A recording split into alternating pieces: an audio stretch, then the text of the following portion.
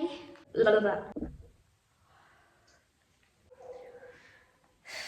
பேசலாமா? கடுப்பாக இருக்கு. கேட்குதா? பேக்ரவுண்ட் நாய்ஸ் கண்டிப்பாக கேட்கும். எப்படி கேட்காம போ. அவமானப்பட்டிருக்கேன். காலையில் எடுத்தால் தான் டிஸ்டர்ப் பண்ணுறாங்க அப்படின்னு சொல்லிட்டு நான் நைட் எடுக்கிறேன். அப்போ கூட உங்களுக்கு இந்த பேக்ரவுண்டில் சத்தம் கேட்குதா? ஓகே, தப்பா சொல்லிட்டேன். இவனுங்கெல்லாம் கத்திட்டு இருக்கானுங்க வெளியே. அது வந்து எனக்கு கஷ்டமாக போயிடுச்சு. ஹாய். இன்றைக்கி வந்து ஒரு லாங் வீடியோ பார்க்கலாம், ஓகேவா? ஃபர்ஸ்ட் வந்து டாபிக் என்ன அப்படின்னா, why I started a YouTube அப்படின்னு தான் வந்துட்டு டாபிக்கு.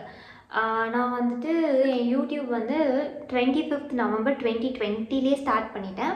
அது நான் என்னன்னு நான் பின்னாடி சொல்கிறேன். இப்போ டைம் வந்து இட்ஸ் 11:33 தெரியுதா? 34 ஆயிடுச்சு.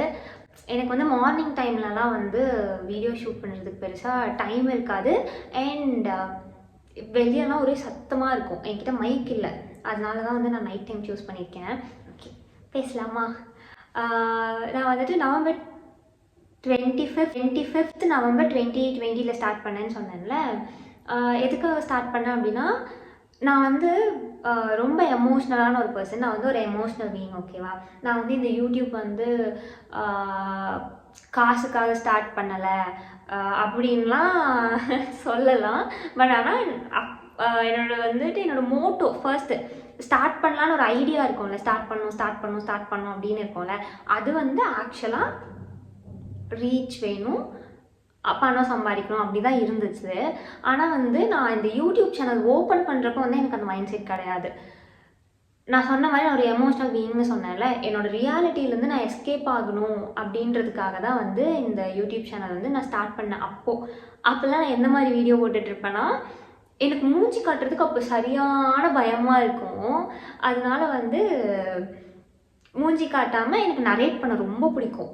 நான் கதை எழுதி நான் நரேட் பண்ணுவேன். அந்த டைமில் வந்து நான் ஒரு ஸ்டோரி எழுதி நரேட் பண்ணிகிட்டு இருந்தேன். பார்ட் 1 பார்ட் 2 அப்படி இருக்கும். அதுக்கப்புறம் என்ன ஆயிடுச்சுன்னா, அதில் சில காம்ப்ளிமெண்ட்ஸ்லாம் எனக்கு வந்தது. உன் வாய்ஸ் நல்லா இருக்குது, நீ வந்துட்டு ஒரு நல்ல ஃப்ளோவில் சொல்கிற, கீப் இட் அப் அப்படிலாம் சொன்னாங்க. ஆனால் எனக்குள்ள வந்து ஒரு இன்செக்யூரிட்டி, என்ன இல்லை இது ரொம்ப கிரிஞ்சாக இருக்குது, நம்மளோட வாய்ஸ் நல்லாவே இல்லை. ஏன்னா அந்த டைமில் வந்து என் வாய்ஸ்க்காக நான் நிறையா அவமானப்பட்டிருக்கேன். என் முன்னாடி சொல்ல மாட்டாங்க, என் பின்னாடி போய் சொல்லுவாங்க என் வாய்ஸ் ரொம்ப கீச்சுன்னு இருக்குது அப்படின்னு சொல்லி. என் முன்னாடியே நிறைய பேரும் சொல்லியிருக்காங்க. அதனாலேயே வந்து ஒரு ஹெசிடேஷன்லேயே நான் போட்டுட்டு இருந்தேன். அதுக்கப்புறம் எனக்கு அந்த பிரச்சனைலாம் கொஞ்சம் கொஞ்சமாக சரியாக ஆரம்பிச்சிருச்சு. அப்புறம் என்ன பண்ணிட்டேன்னா, அதை அப்படியே நான் ஸ்டாப் பண்ணிட்டேன். அப்போ ஸ்டாப் பண்ணிவிட்டு அதுக்கப்புறம் வந்துட்டு அந்த பிரச்சனைலாம் சரியாயிடுச்சுன்னு நான் ஸ்டாப் பண்ணேன்னா, அந்த ஸ்டாப் பண்ணும்போதே வந்து எனக்கு அந்த இன்செக்யூரிட்டிஸ் இன்னும் அதிகமாகிடுச்சு. நம்மளால் இதெல்லாம் பண்ண முடியாது அப்படிங்கிற மாதிரி. ஸோ அதனால நான் அதை அங்கேயே ஸ்டாப் பண்ணிட்டு, அதுக்கப்புறம் நிறைய பிரச்சனை வந்தப்போ நான் அந்த ப்ராப்ளம்ஸ் ஹேண்டில் பண்ண போயிட்டேன். எனக்கு வந்து எஸ்கேப் ஆகிறதுக்கு கூட டைம் இல்லை. Because that much deep down அந்த ப்ராப்ளம்ஸ்லாம் எனக்கு இருந்தது. அப்புறம் எப்படியோ தடுமாறி காலேஜெல்லாம் முடித்து வேலைக்கெலாம் போயிட்டேன். இப்போ ஐம் ஒர்க்கிங் ஆக்சுவலாக. ஏன்னா என்னோடய செல்ஃப் இன்ட்ரோ இதுக்கு முன்னாடி கொடுத்துருப்பேன். அது செல்ஃப் இன்ட்ரோ மாதிரியே இருக்காது, ஏதோ ஒரு மாதிரி இருக்கும். நான் வேணால் இதில் என்னோடய செல்ஃப் இன்ட்ரோ கடைசியில் சொல்கிறேன், ஓகேவா? இது சொல்கிறேன். அப்புறம் இப்போது ரீசெண்டாக தான் நான் வந்து கண்டினியூஸாக வீடியோ போட ஆரம்பிச்சிருக்கேன். இப்போவுமே எனக்கு என் வாய்ஸ் மேலே இருக்கிற அந்த இன்செக்யூரிட்டி போகலாம் இல்லை, அதை நான் ஓவர் கம் பண்ண ட்ரை பண்ணுறேன். ஒய்? பிகாஸ் எனக்கு இப்போ இருக்கிற பிரச்சனை வந்து இந்த வாய்ஸ் பிரச்சனையை விட பெரிய பிரச்சனை மாதிரி வச்சுக்கோங்களேன். I don't want to be in a reality. எனக்கு வந்து இந்த ரியாலிட்டி வேர்ல்ட்லேருந்து நான் ரொம்ப பிஸியாக இருக்கணும்னு ஆசைப்பட்றேன். Maybe I May get negative comments. எனக்கு நெகட்டிவ் கமெண்ட்ஸும் யூடியூப்பில் வந்திருக்கு. அதெல்லாம் எனக்கு ஹர்ட் பண்ணாலும் எனக்கு ஒரு சிலர் வந்துட்டு என்கரேஜ் பண்ணுவாங்கள்ல, அது வந்து எனக்கு பிடிச்சிருக்கு. என் கூட யாராவது இன்ட்ராக்ட் பண்ணால் அது எனக்கு பிடிச்சிருக்கு. என் கூட இருக்கிறவங்கள விட என்னை யாருமே தெரியாத ஒருத்தவங்க வந்து என்னை சொல்லும்போது அது எனக்கு பிடிச்சிருக்கு. அந்த மாதிரி நான் அதை லைக் பண்ண ஆரம்பிச்சிட்டேன். கொஞ்சம் என்னை அதை என்கரேஜ் பண்ணுது. அண்ட் இந்த யூடியூப்க்கு வீடியோ எடுத்துகிட்டு அதை வந்து நான் எடிட் பண்ணணும், இல்லை அதுக்கு ஃபூட்டேஜ் எப்படி எடுக்கணும்னு யோசிக்கணும், கான்டென்ட் யோசிக்கணும். அந்த மாதிரிலாம் இருக்கும்போது வந்து I'm feeling relaxed, I'm getting டைவர்ட்டட்னு வச்சுக்கோங்களேன். அந்த மாதிரி இருக்குது. அதனால எனக்கு இது பண்ணுறதுக்கு பிடிச்சிருக்கு. இப்படி தான் நான் யூடியூப் ஸ்டார்ட் பண்ணேன். ஃபஸ்ட்டு என்னோடய யூடியூப் என்னவா இருந்ததுன்னா ஒரு வாய்ஸ் ஓவர் சேனலாக இருந்தது. அதுக்கெலாம் நிறையா ரிசர்ச் போட்டு எப்படியெல்லாம் பண்ணுவோம் என்னெல்லாம் பண்ணுவோம் அப்படின்னு சொல்லிட்டு குட்டி மைக்லாம் வாங்கி வச்சுருக்கேன். அது இங்கே இல்லை, நான் இப்போது வேறு வீட்டில் இருக்கேன், தனியாக இருக்கேன். I'm living alone here in Bangalore. அதெல்லாம் என் வீட்டில் இருக்க மெமரிஸாக வச்சுருக்கேன். கண்டிப்பாக நான் ஒரு நாள் அது காட்டுறேன், ஓகேவா? அண்ட் நான் சொன்னேன்ல, நீங்களாம் நினைக்கலாம் என்ன எமோஷ்னலி டவுன் நீ சொல்லிட்டே இருக்கேன், ஆனால் என்னன்னு சொல்ல மாட்டேன்னா இப்போ என்னால் சொல்ல முடியாது. பட் ஐ ஸ்வேர் கண்டிப்பாக நான் ஒரு நாள் சொல்வேன், ஓகேவா? கண்டிப்பாக நான் சொல்வேன். அது எனக்கு நம்பிக்கை இருக்குது. நான் ஒரு நாள் வந்து அந்த ஸ்டோரியை சொல்லுவேன். ஓகே, அதுக்காக தான் ஆரம்பித்தேன். இப்படி தான் என்னோடய சேனல் ஸ்டார்ட் ஆச்சு. அதுக்கப்புறம் என்ன பண்ணேன், அந்த வாய்ஸ் ஓவர் கொடுத்துட்டு இருந்தேன்னா அது கொஞ்ச நாளுக்கு அப்புறம் அது ஒரு மாதிரி கிரிஞ்சாக இருந்தது. அதுக்கப்புறம் நான் என்ன பண்ணேன்னா, அந்த டைம்லலாம் வந்துட்டு இந்த ஹேக் பண்ணி போடுவாங்க, அதெல்லாம் செம்ம ஃபேமஸாக இருந்தது. என்ன பண்ணேன்னா, நானும் அந்த மாதிரி பண்ணுவேன் அப்படின்னு சொல்லிட்டு ஐ ஸ்டார்டட் டூயிங். ஆனால் அதுக்கு வந்து என் ஃபேமிலியிலேருந்தே வந்து எல்லோரும் என்னை கலாய்க்க ஆரம்பிச்சிட்டாங்க. அது வந்து எனக்கு கஷ்டமாக போயிடுச்சு. ஐயோ என்ன கலாய்க்கிறாங்க, அப்புறம் குட்டி பொண்ணு தானே, எனக்கு வந்து அந்த நெகட்டிவ் கமெண்ட்ஸ்லாம் வந்து அக்செப்ட் பண்ணிக்கிற அளவுக்கு மனதைரியம் இல்லை. இப்போவும் இருக்கான்னு கேட்டால் தெரியல. பட் ஆனால் நான் அப்போ இருந்த அளவுக்கு கிடையாது. இப்போலாம் பிரேவ் கேர்ள் ஆகிட்டேன், கொஞ்சமாக.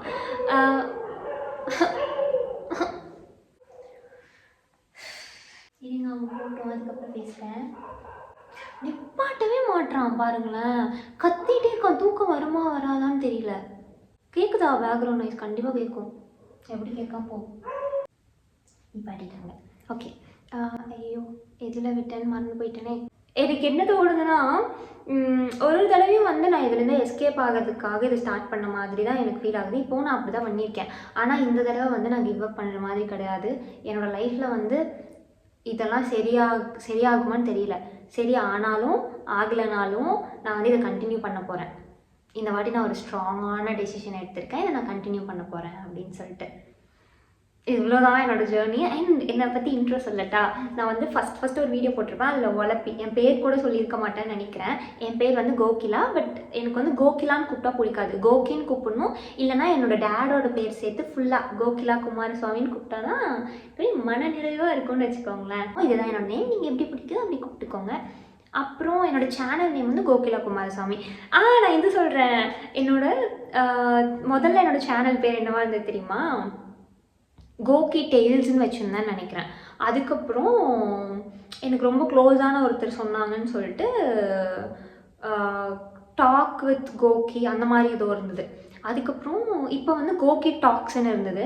அப்புறம் எனக்கே என்ன தோணுச்சுன்னா, நான் யூஸ்வலாக அப்போல்லாம் அப்படி தான் இருந்தேன். இப்போல்லாம் எனக்கு என்னென்னா, என் பேர் கேட்டாலே நான் வந்து கோகிலா குமாரசுவாமி தான் எல்லாத்துக்கிட்டையுமே ரெப்ரசென்ட் பண்ணிப்பேன். என்னோடய அப்பா பேர் ஆட் பண்ணிக்கிறதுக்கு எனக்கு ரொம்ப பிடிக்கும். அதனால நான் ஏன் டாக்ஸு கீக்ஸ்லாம் வச்சுட்ருக்கணும் அப்படின்னு சொல்லிட்டு நான் கோகிலா குமாரசுவாமி நான் அழகாக என்னோடய சேனல் நேம் மாற்றிட்டேன். அண்ட் என்னை நீங்கள் இன்ஸ்டாலையும் ஃபாலோ பண்ணலாம். இன்ஸ்டாலையும் கோகிலா குமாரசுவாமி தான் இருக்கும். நான் லிங்க் கீழே கொடுக்குறேன், செக் பண்ணி பாருங்கள். அவ்வளோதான். என்னோடய ப்ரொஃபஷன் வந்து நான் ஒரு designer, UI/UX designer. And following வீக்ஸில் வந்துட்டு நான் என்னோடய ஸ்டடீஸ் பற்றி கொஞ்சம் ஸ்டார்ட் பண்ணலான்ட்டு இருக்கேன். பிகாஸ் ஏன்னா நானுமே என்னோடய சாப்டர்ஸ்லாம் கொஞ்சம் ரீகால் பண்ணும். அதனால நான் அது போட்டேன் அப்படின்னா நான் உங்களுக்கும் சொல்கிறேன், ஓகேவா? If any design students are வாட்சிங் அப்படின்னா மேபி அது உங்களுக்கு யூஸ்ஃபுல்லாக இருக்கும்ல. இல்லை டிசைன் கற்றுக்கணும்னு நினச்சாலும் யூஸ்ஃபுல்லாக இருக்கும். பிகாஸ் ஏன்னா நான் ஒன்றும் அவ்வளோ பெரிய மாஸ்டர் கிடையாது. நானும் இப்போ தான் ஸ்டார்ட் பண்ணியிருக்கேன் என் கெரியரை. ஸோ எனக்கு என்ன தெரியுதோ அதை நான் உங்களுக்கும் சொல்லித்தரேன். அண்ட் மோஸ்ட்டாக நான் ஸ்டார்டிங்லேருந்து தான் ரிவைஸ் பண்ணுவேன். அப்போ உங்களுக்கு யூஸ்ஃபுல்லாக இருக்கும்ல. நான் கரெக்டாக டெலிவர் பண்ணுவேனான்னு எனக்கு தெரியாது. பட் என்னால் முடிஞ்ச வரைக்கும் நான் கரெக்டாக டெலிவர் பண்ண ட்ரை பண்ணுறேன், ஓகேவா? And yes, this is my designation. அப்புறம் அப்பப்போ இன்ஸ்டாவில் ரீல்ஸ் போடுவேன். அண்ட் இந்த யூடியூப் சேனல் வந்து ஒரு டாக்குமெண்ட்ரி மாதிரி இருக்கும்னு வச்சுக்கோங்களேன். அதுக்கு தான் நான் ஸ்டார்ட்டே பண்ணியிருக்கேன். என்னோடய டே டு டே லைஃப்பில் என்ன நடக்குது அப்படின்னு நான் ஒரு டாக்குமெண்ட் மாதிரி வச்சுக்கணும், ஒரு டாக்குமெண்ட்ரி மாதிரி வச்சுக்கணும் அப்படின்றதுக்காக தான் இந்த யூடியூப் சேனல் ஸ்டார்ட் பண்ணியிருக்கேன். அவ்வளோதாங்க, முடிஞ்சு. இதுதான் சொல்லணும்னு நினச்சேன். இது எப்படி வந்திருக்குன்னு தெரியல. I was very excited to C. Because ஏன்னா இதுதான் எனக்கு தெரிஞ்ச ஒரு ப்ராப்பரான ஒரு உட்காந்து பேசி எனக்கே ஒரு மாதிரி தெளிவு கிடைச்ச மாதிரி இருக்குது. ஹாப்பியாக இருக்கு. மேபி இந்த வீடியோ வந்ததுக்கப்புறம் இதுக்கு நெகட்டிவ் கமெண்ட்ஸ் கூட வரலாம், நான் வந்து பேடாக ஃபீல் பண்ணலாம். பட் ஆனால் இப்போ நான் ஹாப்பின்னு சொல்ல முடியாது, ஒரு மாதிரி எக்ஸைட்டடாக இருக்குது. வா நானும் பேசி போடுறேன் அப்படிங்கிற மாதிரி இருக்குது. தெரியல, பார்ப்போம். இந்த ஜேர்னி எங்கே கொண்டு போய் முடியுதுன்னு சொல்லிட்டு. நான் எங்கே லிவ் பண்ணுறேன்னு சொல்லலைல்ல, நான் வந்து பெங்களூரில் இருக்கேன், தனியாக தான் இருக்கேன். ஏன் தனியாக இருக்கேன்னு நீங்கள் கேட்கலாம். அது என்னமோ தெரியல, என்னோடய கம்ஃபர்ட் பிளேஸ் வந்து கோயம்புத்தூர் தாங்க. ஒரு சில காரணங்கள்னால நான் வந்து அங்கே இருக்க வேண்டாம் அப்படின்னு டிசைட் பண்ணி ஐ கேம் ஹியர் இருக்குது. ஸோ பார்ப்போம், வாழ்க்கை எங்கே கூட்டிகிட்டு போதோ அங்கே போவோம் அப்படின்ற மாதிரி தான் இப்போ இருக்கேன். ஓகே, நான் இந்த வீடியோ ஷூட் பண்ணும்போது வந்து என்னோடய கரண்ட் ஃபாலோவர்ஸ் கவுண்ட் என்ன தெரியுமா? ஐ மீன் சப்ஸ்கிரைபர்ஸ் கவுண்ட்டு அது சொல்கிறேன். 275. இந்த 275 பீப்புள்ஸ்க்குமே ரொம்ப ரொம்ப தேங்க்ஸ் என்னை சப்ஸ்கிரைப் பண்ணதுக்கு. தெரில எந்த நம்பிக்கையில் நீங்கள் சப்ஸ்கிரைப் பண்ணீங்கன்னு எனக்கு தெரியல. பட் ஐ ப்ராமிஸ், கண்டிப்பாக நீங்கள் எதுக்காக சப்ஸ்கிரைப் பண்ணீங்களோ அதை கடைசி வரைக்கும் பத்திரமா பாதுகாத்துப்பேன்னு நினைக்கிறேன். அவ்வளோதான். எப்படி வந்திருக்குன்னு தெரியல, எப்படி வந்திருந்தாலும் அட்ஜஸ்ட் பண்ணிக்கோங்க, அவ்வளோதான். என்னோடய சேனல் பிடிச்சிருந்தது, நான் பேசுறது பிடிச்சிருக்கு அப்படின்னா, இல்லை என்னோடய ஜேர்னியில் வந்து நீங்களும் ஒரு பார்ட்டாக இருக்கணும் அப்படின்னா சப்ஸ்கிரைப் பண்ணிக்கோங்க, லைக் பண்ணிக்கோங்க, ஷேர் பண்ணுங்கள். Okay okay. அண்ட் இன்னொன்று நான் சொல்கிறேன்ல, இந்த எமோஷ்னலி நான் ஸ்டேபிளாக இல்லை அந்த மாதிரிலாம், அதனால வந்து என்னை பாவமாலாம் யாரும் பார்க்க வேணாம், எனக்கு அது பிடிக்காது. உங்கள் வீட்டில் ஒருத்தவங்க தான் எப்படி ட்ரீட் பண்ணுவீங்க அந்த மாதிரியே ட்ரீட் பண்ணுங்கள். அச்சோ அப்படிலாம் வேண்டாம். நீங்கள் வந்து நார்மலாக ட்ரீட் பண்ணிங்கனாவே I will be okay. Okay okay, by.